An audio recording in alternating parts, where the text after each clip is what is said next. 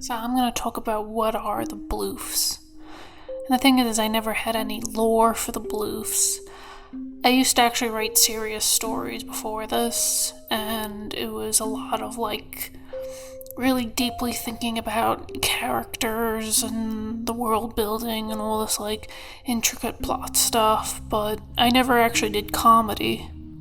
And when I started doing the Bloofs, it was purely comedy based, and with comedy, it kind of lets you have a little leeway with what you choose to do with the plot. You don't really need to have logic or really a plot that follows normal plot structure. You could have massive plot holes and it doesn't really matter because it works just for comedy's sake.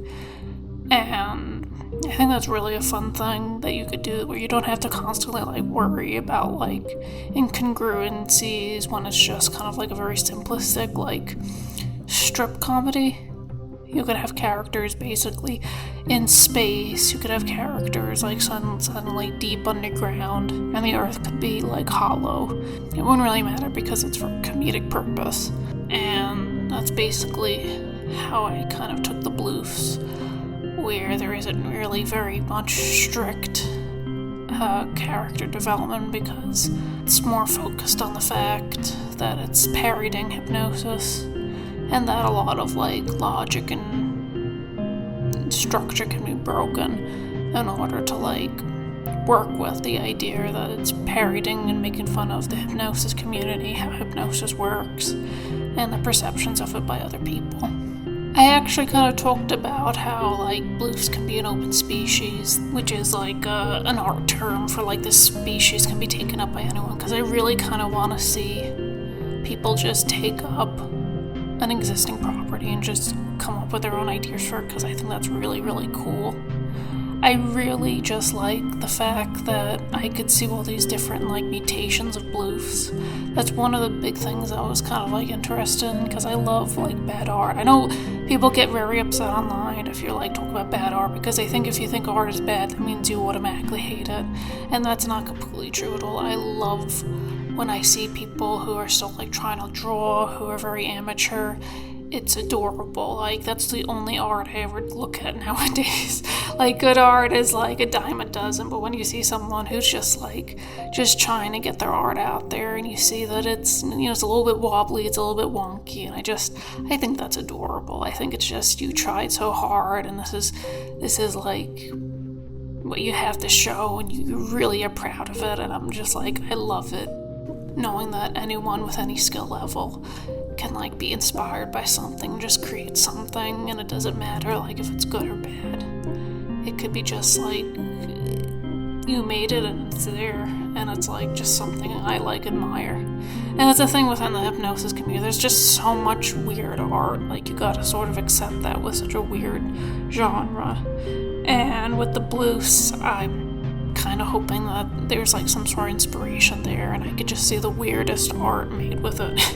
That's where the drawing of a Bloof with a Pamela Anderson's head. I had a post with an emo Bloof, a bright green neon Bloof. I just really want to just see art like that, because it's seeing all the weird manifestations you could see online, you usually never just see anywhere else. You could just see all these different types of pieces of art. And that's kind of one idea I have with the Bloofs. They don't have a detailed plot. They don't really have anything. They're just kind of there to make a point. And I really like that interaction that I kind of want to start with the Bloofs.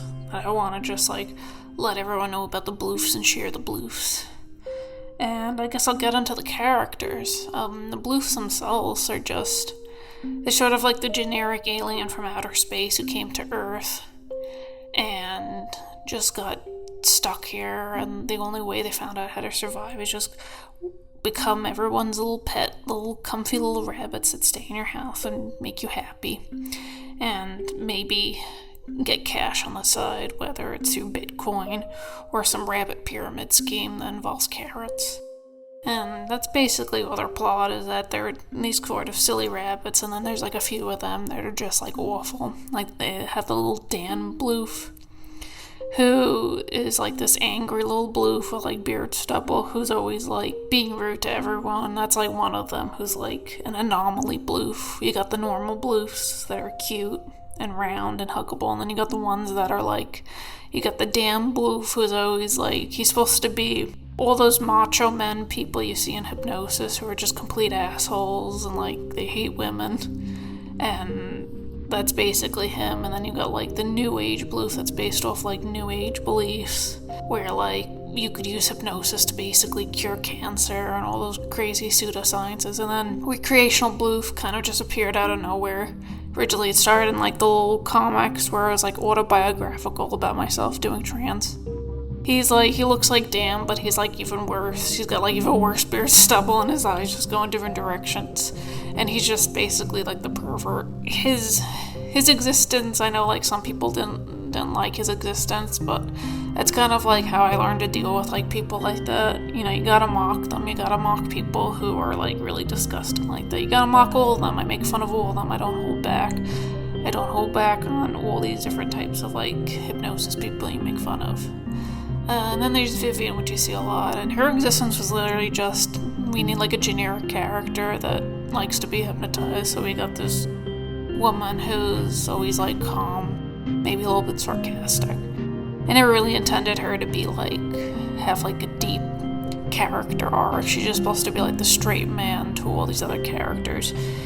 And that's basically her existence. She's very like bland and vanilla, but also kind of like there to be like the logical character, the normal character that people can relate to. There's Foxglove, which originally I had no idea what her existence was supposed to be. Like I just randomly drew a villain character because like every single generic comedy needs like a villain character. And then I realized, why don't I just make her into a stereotype of all those kind of like really like creepy, like, you know, girls into hypnosis who are just like don't know any boundaries, or like guys too, like just that one person who just is extremely like obsessed with like doing hypnosis, and they're never happy, they just need more and more and more. So I wanted to apply like cartoon logic, like what if aliens and all these things were real, and this character who's like clearly like an abomination of like Toot from Drawn Together, Panty and Stocking, and like Sedusa from like Powerpuff Girls, just like combined into this very obnoxious character who strangely has the most like backstory out of all the characters. It's absolutely obnoxious and is just there to like take advantage of everyone, and like nothing's good enough for her. She has to like she has to get possessed by demons. She has to like bear the son of the devil, bear the Antichrist, and then she gets bored with that. It's like she's never happy with anything. And I know a lot of people just like her because she's like a beat character. She's the girl everyone wants to have, but in reality she probably would just like steal your money after a one night stand and then come back and constantly just annoy the hell out of you, and you can never get rid of her. She's just supposed to be like the most obnoxious character of the series. There's more characters within this universe. I had the little furry character, like the bright colored wolf named Fred, who I think I based it off like a Cyanide and Happiness one with a guy who believes he's a wolf. Essentially, the furry is just, I looked at all the hypnosis art that's based off like furry art, and I just combined them into this character, and he's essentially just a stereotypical furry combined with a dog. So he just acts like a dog, he just barks at everything, he chases his tail, he has no like qualms about just acting like an idiot, but he also has like the stereotypical furry tendencies, always partying and doing drugs. So he's kind of like Foxglove, is that he's just like a very obnoxious character. I'm trying to think of what else. I also have Dimitri, which I only showed like a few times, is basically based off, I was like on Tumblr looking up hypnosis art, and I just randomly came across like this buff robot art. It's like Gachi Muchi Terminator like stuff, and I was just like, I have to create a character for this. I have to have gay buff Robo Man. and I had to just turn him into like a character in the comic. And I think those are the recurring characters mostly. There isn't really much of like a universe. It's supposed to take place in our universe. It's not like it's like a fantasy universe or anything. So it's just like our universe, but with like these Bloofs in it, and they just kind of normally live there. There's like reptilians, because I also like to add like the conspiracy element. So sometimes I like draw like reptilians in the background. And Alex Jones is there, which is like an in-joke I have. Because of course that's also conspiracies, mind control. So I always have him in there. So if you're like wondering if you randomly see him in there, it's just more of just a parody of all that.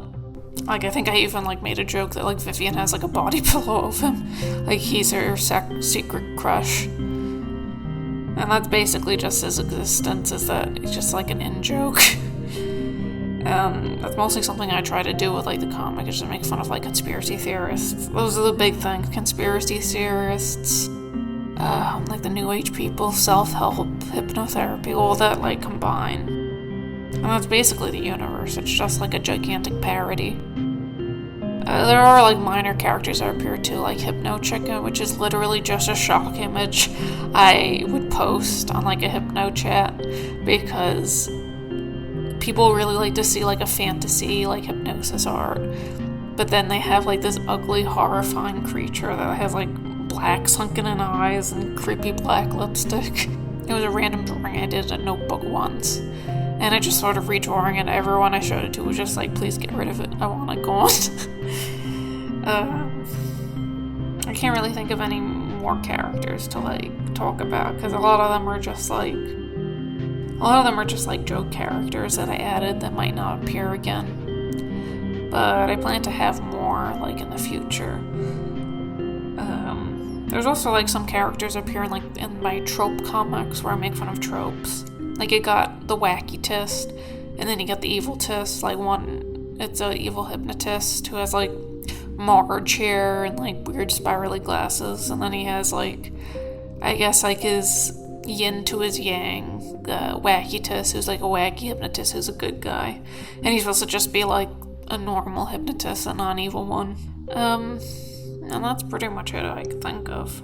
My trans comics I wouldn't really consider part of this, because it's actually based off real people. So if you're like confused when you read them, you're thinking it's part of the Bloof lore, it's not. They're actually like based off real people I know.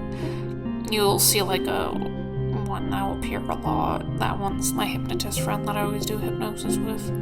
Yeah, that's basically it. I hope to like do more of these characters and draw them more often. That's a habit I need to get into, is like not create so many characters and then forget about them, because each one like serves its own purpose, and it's nice to like revisit them. I'm hoping like I'll get more drawings of Bloofs. Give me all the Bloofs. Don't be afraid of like your skill level. Just give me all the Bloofs you want. Whether you could draw well, whether you could draw bad, I love it.